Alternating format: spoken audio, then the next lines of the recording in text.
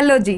तो आज की इस वीडियो में हम बात करने जा रहे हैं एक ऐसे स्टार्टअप के बारे में जो 2011 में एस्टेब्लिश हुआ, 2015 में जिसका लर्निंग एप्लीकेशन लॉन्च हुआ और इस लर्निंग एप्लीकेशन लॉन्च के लगभग 3 साल के अंदर ही इस स्टार्टअप ने 15 मिलियन से ज्यादा कस्टमर्स गेन कर लिए थे। और देखते ही देखते मिस्टर बायजू रविंद्रन, जो कि इस कंपनी के ओनर और सीईओ हैं, वो बिलियनर की लिस्ट में आ गए थे और ये कंपनी फाइनली 2018 में भारत की पहली एडटेक यूनिकॉर्न कंपनी बन गई, जिसकी 2022 में वैल्यूएशन $22 बिलियन से भी ज्यादा थी। जी हाँ, हम बात कर रहे हैं बायजूस के बारे में, लेकिन असल में बायजूस है ही नहीं। बायजूस तो सिर्फ एक लर्निंग एप्लीकेशन का नाम है जो 2015 में लॉन्च हुआ था कंपनी के द्वारा। The real name of the company is think and learn private limited, जो 2011 में एस्टेब्लिश हुई थी मिस्टर बायजू रविंद्रन और मिस दिव्या गोकुलनाथ के द्वारा। दिव्या गोकुलनाथ जो कि बायजू रविंद्रन की पत्नी भी हैं।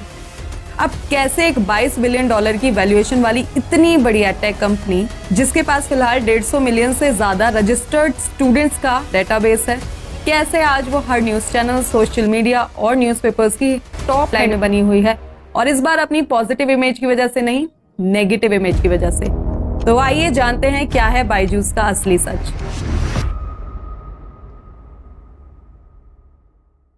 तो अब बायजूस की उल्टी गिनती शुरू होती है अगस्त 2022 से, जब ब्लूमबर्ग अपनी रिपोर्ट में बताता है कि मिनिस्ट्री ऑफ कॉर्पोरेट अफेयर्स ने बायजूस की parent company think and learn private limited से फाइनेंशियल ईयर 2021 के ऑडिटेड फाइनेंशियल स्टेटमेंट्स को 17 महीने डिले करने का रीजन मांगा है। अब क्योंकि ये रिपोर्ट ब्लूमबर्ग ने जारी की थी, तो पहला तो इसकी रिलायबिलिटी थोड़ी ज्यादा बढ़ जाती है। दूसरा, क्योंकि ये रिपोर्ट ग्लोबली जारी होती है, इसीलिए ये न्यूज वर्ल्ड वाइड बहुत ही तेजी के साथ फैल गई। और इस न्यूज फैलने के लगभग 1 महीने के अंदर ही सितंबर 2020 में बायजूस ने अपने फाइनेंशियल ईयर 2021 के ऑडिटेड फाइनेंशियल स्टेटमेंट्स को जारी कर दिया। और बायजूस के फाइनेंशियल स्टेटमेंट्स को देखकर ये पता चला कि कंपनी फाइनेंशियली इतनी ज्यादा खराब स्थिति में है कि यदि वो 100 रुपए अर्न करती है तो 200 रुपए का लॉस कर बैठती है। असलियत में कंपनी का जो रेवेन्यू है फाइनेंशियल ईयर 2021 के लिए वो है 2280 करोड़ रुपए, जो कि लास्ट ईयर के रेवेन्यू से 100 करोड़ के आसपास कम है। लेकिन यहाँ हमारा जो मेन कंसर्न है वो कंपनी का रेवेन्यू नहीं, कंपनी का लॉस है। जी हाँ, कंपनी का लॉस जो कि फाइनेंशियल ईयर 2021 के लिए 4588 करोड़ रुपए है, जो इस साल के रेवेन्यू से लगभग 2 गुना और लास्ट ईयर के लॉस का 17 गुना है। और यदि हम पिछले 7 सालों का इन टोटल लॉस कंपनी का निकालें तो फाइनेंशियल ईयर 2021 का जो लॉस है वो पिछले 7 सालों के लॉस का 10 गुना है। इसका एक सीधा साधा मैथ्स ये निकल कर आता है कि साल 2021 में कंपनी हर दिन 12.5 करोड़ रुपए का लॉस कर रही थी। I repeat, 12.5 crore rupees loss every day in financial year 2021।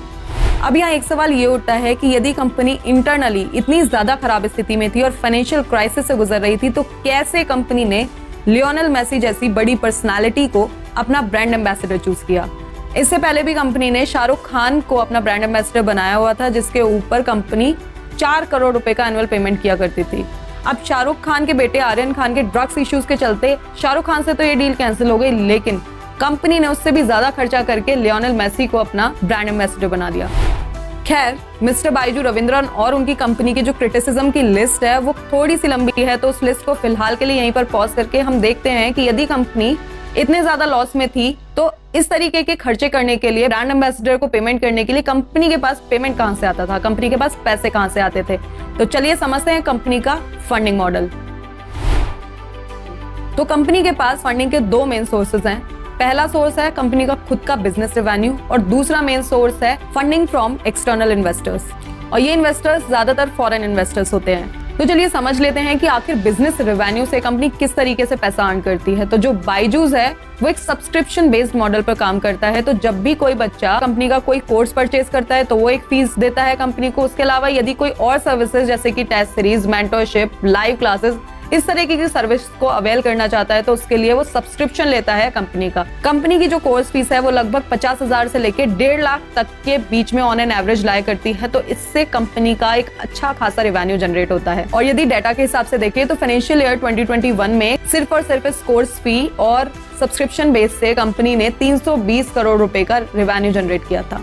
इसके अलावा कंपनी का जो दूसरा मेन रेवेन्यू जनरेट होता है वो होता है इसके एडटेक प्रोडक्ट से। एडटेक प्रोडक्ट यानी कि एसडी कार्ड, लैपटॉप, टैबलेट जो कंपनी सेल करता है उससे कंपनी का अच्छा खासा रेवेन्यू जनरेट होता है। और साल 2021 में कंपनी ने 1848 करोड़ रुपए सिर्फ और सिर्फ इन एडटेक प्रोडक्ट्स को बेचकर ही कमाए हैं। इसके अलावा कंपनी लाइव स्ट्रीमिंग क्लासेस भी देता है, तो उसके लिए यदि कोई सब्सक्रिप्शन लेता है तो इस तरीके से सब्सक्रिप्शन से कंपनी ने 108 करोड़ फाइनेंशियल ईयर 2021 में अर्न किए थे। अब आप ये सोच रहे होंगे कि कंपनी अच्छा खासा तो रेवेन्यू अर्न कर रही है, तो फिर भी ये कंपनी लॉस में क्यों है, उसको हम समझेंगे थोड़ी सी देर में। लेकिन उससे पहले हम कंपनी का दूसरा फंडिंग मॉडल समझ लेते हैं, जो कि है funding from big investors. As per the latest data, Byju's ने अब तक टोटल 29 राउंड्स किए हैं फंडिंग के, जिसमें वो इन टोटल $5.9 बिलियन से भी ज्यादा अमाउंट का फंड रेज कर चुका है। आई रिपीट, $5.9 बिलियन, इतना बड़ा अमाउंट। अब यहाँ समझने वाली बात यह है कि इन्वेस्टर्स एक ऐसी कंपनी में पैसा क्यों लगाना चाहेंगे जो पिछले 7 सालों से लॉस में चल रही है। अब यहाँ एक सीधा सा रीजन ये निकल कर आ सकता है कि देखिए, जब तक ब्लूमबर्ग की रिपोर्ट नहीं आई थी तब तक हम और आपको भी ये चीज नहीं पता थी कि कंपनी की इतनी बुरी स्थिति है। हम सभी को बायजूस एक बहुत ही ग्रोइंग एडटेक कंपनी दिखाई देता था। इसी तरीके से इन्वेस्टर्स को भी कहीं ना कहीं यही इल्यूजन हुआ। उसके अलावा यदि हम बात करें लॉस की, कि कंपनी लॉस मेकिंग है फिर भी इन्वेस्टर्स इसमें इन्वेस्ट कर रहे थे, तो इसका रीजन ये हो सकता है कि जो स्टार्टअप्स होते हैं वो अपने स्टार्टिंग फेज में अक्सर लॉस मेकिंग ही रहते हैं। तो ये उम्मीद के साथ में पैसा लगाया जाता है कि इन फ्यूचर में ये स्टार्टअप्स एक प्रॉफिट मेकिंग स्टार्टअप बन जाएंगे। इसके अलावा कंपनी इतने सारे एडटेक कंपनीज को एक्वायर कर रही थी, तो कहीं ना कहीं इन्वेस्टर्स को भी ये लगा होगा कि कंपनी इतना ज्यादा फंड रेज कर रही है, उस फंड को कहीं ना कहीं कंपनीज के एक्विजिशन में लगा रही है, तो ये एक अच्छा ग्रोइंग स्टार्टअप हो सकता है। तो इसी रीजन से डिफरेंट इन्वेस्टर्स इन्फ्लुएंस होते हैं और कंपनी में इन्वेस्ट करते हैं। लेकिन अब यहाँ भारी फंडिंग के चक्कर में बायजूस को एक भारी कीमत भी चुकानी पड़ रही है। नवंबर 2021 में बायजूस ने यूएस बेस्ड एक कंपनी रेडवुड से $1.2 बिलियन का एक टर्म लोन रेज किया था।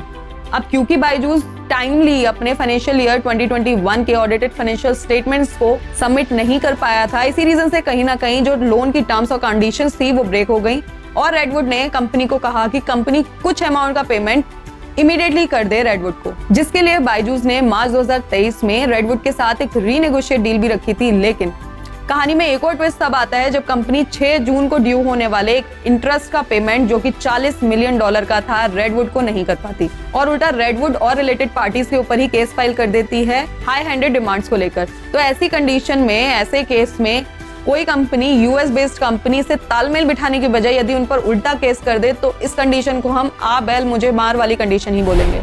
खैर, थोड़ी देर पहले हमने कंपनी का बिजनेस रेवेन्यू मॉडल समझा था कि कंपनी कहां से खुद की अर्निंग करती है। तो हमने पाया कि कंपनी के बहुत सारे सोर्सेज हैं, बहुत महंगी फीस होती है जिसका लोग सब्सक्रिप्शन लेते हैं और कंपनी की अर्निंग होती है। तो अब यहाँ पर सवाल ये उठता है कि ऐसे कौन लोग हैं जो कंपनी के इतने महंगे कोर्सेज को परचेज कर लेते हैं और कैसे परचेज कर लेते हैं। तो यहाँ रोल आता है कंपनी की बीडीए टीम का। बीडीए मतलब बिजनेस डेवलपमेंट एसोसिएट्स। बायजूस की बीडीए टीम डिफरेंट तरीकों से कस्टमर्स को अप्रोच करती है, कभी कोल्ड कॉलिंग के जरिए तो कभी पब्लिक प्लेसेस पे direct face to face interaction करके। ऐसा ही केस है मिस्टर राकेश कुमार का। मिस्टर राकेश कुमार, जो कि एक कारपेंटर हैं, वो एक दिन अपनी बेटी के साथ में पार्क में खेल रहे थे, तभी बायजूस के 2 बीडीएस उनके पास आते हैं और 36,000 रुपए का अपना एक प्रोडक्ट मिस्टर राकेश की 11th क्लास की बेटी के लिए पिच करते हैं। अब क्योंकि ये प्रोडक्ट ऑलरेडी इतना महंगा था कि मिस्टर राकेश उसको अफोर्ड ही नहीं कर सकते, लेकिन फिर भी आउट ऑफ ह्यूमैनिटी वो बायजूस की टीम को अपने घर ले गए और वहां पर जाकर बायजू की टीम ने मिस्टर राकेश की बेटी से काफी सारे एकेडमिक क्वेश्चंस पूछे। उसके बाद उन्होंने मिस्टर राकेश को प्रेशराइज करना शुरू कर दिया कि देखिए, आपकी बेटी एकेडमिकली काफी वीक है, तो ये 36,000 का जो प्रोडक्ट है वो उसको जरूर खरीदना चाहिए, और यदि आपने ये कोर्स अपनी बेटी को नहीं परचेज करवाया तो वो भी आप ही की तरह गरीब रह जाएगी। इस तरीके के वर्डिंग्स का यूज करती है बायजूस की टीम अपने प्रोडक्ट्स को पिच करने के लिए। तो यहाँ पर मिस्टर राकेश ने साफ साफ इनकार कर दिया कि 36,000 रुपए उनके लिए बहुत बड़ी अमाउंट है और वो इसका पेमेंट नहीं कर सकते। तो यहाँ पर रोल आता है बायजूस की EMI स्कीम का। जी हाँ, एक ऐसी स्कीम जिसके जरिए आप जाने अनजाने एक लोन ले लेते हैं, एक तरीके का एजुकेशन लोन, जिसके ऊपर आपको इंटरेस्ट भी पे करना पड़ता है। तो ऐसे ही EMI के ट्रैप में मिस्टर राकेश को फंसा दिया गया, जिसकी शायद उस वक्त उनको और उनकी बेटी को जरूरत भी नहीं थी। तो ये था सिर्फ एक केस। इस तरीके के ना जाने कितने केस इंटरनेट पर भरे हुए हैं। अब इस रियल स्टोरी से हमें इतना तो समझ आ ही गया है कि जो बायजूस की टारगेट ऑडियंस है वो स्टूडेंट्स नहीं, उनके पेरेंट्स हैं, क्योंकि स्टूडेंट्स इतनी ज्यादा महंगी फीस को अफोर्ड भी नहीं कर सकते और उसका पेमेंट भी नहीं कर पाएंगे। तो इसीलिए इसका पेमेंट फाइनली उनके पेरेंट्स करेंगे। तो बीडीए की टीम डायरेक्टली पेरेंट्स को अप्रोच करके पेरेंट्स की इनसिक्योरिटीज और उनके डर का फायदा उठाकर उनको इस तरीके के प्रोडक्ट पिच करके उनको बेच दिया करती है और उन्हें सपने दिखाती है उनके बच्चे के उज्जवल भविष्य के लिए। जिस तरीके से आउट ऑफ इनसिक्योरिटी पेरेंट्स भी उस कोर्स को परचेज कर लिया करते हैं। देखिए, अब इस चीज में यहाँ पर गलत कुछ नहीं है, सिवाय जो हैवी फीस चार्जिंग टेक्निक्स है बायजूस की और जो फेक एडवर्टीजमेंट वो करता है इसके। फेक एडवर्टीजमेंट, जी हाँ, यहाँ रोल आता है फेक एडवर्टीजमेंट का, जो कि एक दूसरा मेन सोर्स है जिसके जरिए बायजूस अपने प्रोडक्ट्स को सेल करता है। बायजूस कई बार द हिंदू जैसे रेप्यूटेड न्यूज़पेपर्स के फ्रंट पेज पर अपने एडवर्टीजमेंट्स निकालता है और उसमें डिफरेंट स्टूडेंट्स की, टॉपर्स की फोटोज को प्रिंट करवाता है। ऐसा ही एक एग्जांपल यहाँ पे मिस जागृति अवस्थी और मिस्टर कार्तिक का है। बायजूस ये कहकर इनके फोटोज को प्रिंट करवाता है कि इन स्टूडेंट्स ने बायजूस के पेड कोर्स से पढ़ाई की है और तभी ये टॉपर बने हैं, जबकि मिस अवस्थी और मिस्टर कार्तिक इस चीज को टोटली डिनाई करते हैं कि उन्होंने बायजूस का कोई भी पेड कोर्स नहीं खरीदा था। तो इस तरीके के फेक एडवर्टीजमेंट से इन्फ्लुएंस होकर लोग बायजूस के जो प्रोडक्ट्स हैं उनको इतने महंगे होने के बावजूद भी परचेज कर लिया करते हैं। इसके अलावा कंपनी बड़ी सेलिब्रिटीज जैसे शाहरुख खान से ऐड करवाती हैं, जैसा कि आप यहाँ इस एडवर्टीजमेंट में देख भी सकते हैं। अपने बच्चों को बायजूस ट्यूशन सेंटर पर छोड़ और बाकी सब हम पर छोड़। Just download Byju's, the all new and personalized learning app। अब यहाँ एक मेरा पर्सनल ओपिनियन ये है कि ये बात सच है कि कंपनी अनएथिकल तरीकों का यूज करती है अपने प्रोडक्ट्स को सेल करने के लिए, लेकिन यदि आप बायजूस की क्लासेस देखेंगे, उनका कंटेंट देखेंगे, तो कहीं ना कहीं उनके जो टीचर्स हैं वो बहुत ही ज्यादा कॉम्पिटेंसी के साथ में अपने टॉपिक्स को क्लियर करते हैं, अपने स्टूडेंट्स को पढ़ाते हैं। तो यहाँ एक पॉजिटिव एस्पेक्ट भी है, लेकिन जो बायजूस के नेगेटिव्स हैं वो उसके पॉजिटिव्स के ऊपर इस बार भारी पड़ चुके हैं। अब कंपनी के नेगेटिव्स की लिस्ट इतनी लंबी है कि कुछ एलिगेशंस कंपनी के एम्प्लॉइज के भी हैं। Before going ahead, please watch this video. और इन्होंने मुझे निकाल दिया। 1.5 साल मैंने काम किया, एक छुट्टी नहीं थी और कुछ एक रीअसाइनमेंट नहीं था, कुछ भी प्रॉब्लम नहीं थी। मैनेजर ने कहा परफॉर्मेंस के बेस पे हुआ, बिहेवियर के बेस पे हुआ। देखो ये कह रहे हैं कि सैलरी नहीं देंगे, हम कहाँ से खाएंगे? नहीं सर, दिस इज एंड। हमें 12 मंथ्स इंसेंटिव नहीं मिला है सर। हमें मैनेजर, हमें एसी सबसे सपोर्ट मिला, बट हमें नहीं मिला। क्या हुआ सर? ले ऑफ हम हो रहे हैं, हमें अल्टरनेट में क्या मिलता है? This kind of video Fairlie shows कि आप बाहर से कंपनी को कितना ही क्लीन दिखाने का ट्राई कर लो, लेकिन कंपनी की जो रियल एसेट होती है वो कंपनी के हैप्पी एम्प्लॉयज ही होते हैं और कहीं ना कहीं वो कंपनी की सच्चाई किसी ना किसी टाइम बाहर ले ही आते हैं। आजकल डिफरेंट स्टार्टअप्स के द्वारा एक नया ले ऑफ का ट्रेंड चालू किया गया है। गूगल, माइक्रोसॉफ्ट, एसेंचर जैसी बड़ी बड़ी टेक कंपनीज कितने सारे एम्प्लॉयज को ले ऑफ कर रही हैं, कितने सारे एम्प्लॉयज को जॉब से निकाल रही है, बिना ये सोचे कि कितनी ज्यादा उन एम्प्लॉयज को इस जॉब की जरूरत होगी। अब इस ले ऑफ की लिस्ट में बायजूस भी ऐड हो चुका है, जिसने अब तक 4 से 5 हजार एम्प्लॉयज को जॉब से निकाल दिया है। और डेटा की माने तो साल 2023 में अब तक 726 टेक कंपनीज ने इन टोटल 2,826 एम्प्लॉयज को जॉब से निकाला है। इसके अलावा एम्प्लॉयज का ये भी एलिगेशन है कि कंपनी उनके इंसेंटिव्स टाइम से नहीं दे रही थी और कंपनी का जो प्रोविडेंट फंड है वो उसका भी पेमेंट टाइमली नहीं कर पा रही थी। अब चलिए यहाँ पर 1 मिनट के लिए मान लेते हैं कि कंपनी सच में फाइनेंशियल क्राइसिस से गुजर रही थी, इसी कारण से वो एम्प्लॉयज को जॉब से निकाल रही थी, इंसेंटिव नहीं दे पा रही थी, प्रोविडेंट फंड का पैसा भी नहीं दे पा रही थी। लेकिन जब कंपनी इस कदर फाइनेंशियल क्राइसिस से गुजर रही है तो कैसे वो इतने बड़े बड़े एक्विजिशन कर रही है, कैसे वो इतनी सारी कंपनीज को एक्वायर कर रही है। इन टोटल 19 एक्विजिशन कंपनी अब तक कर चुकी है, जिसमें से जो बड़े एक्विजिशन है वो है आकाश इंस्टीट्यूट का, जो कंपनी ने लगभग $1 बिलियन में खरीदा है। व्हाइट हेड जूनियर, जो कंपनी ने $300 मिलियन में खरीदा था। ग्रेट लर्निंग प्लेटफॉर्म, जो कंपनी ने $600 मिलियन में खरीदा था। इस तरीके के 19 एक्विजिशन कंपनी अब तक कर चुकी है। तो यदि कंपनी फाइनेंशियली इतनी खराब है तो कैसे कंपनी ये एक्विजिशंस करती है, सोचने वाली बात है।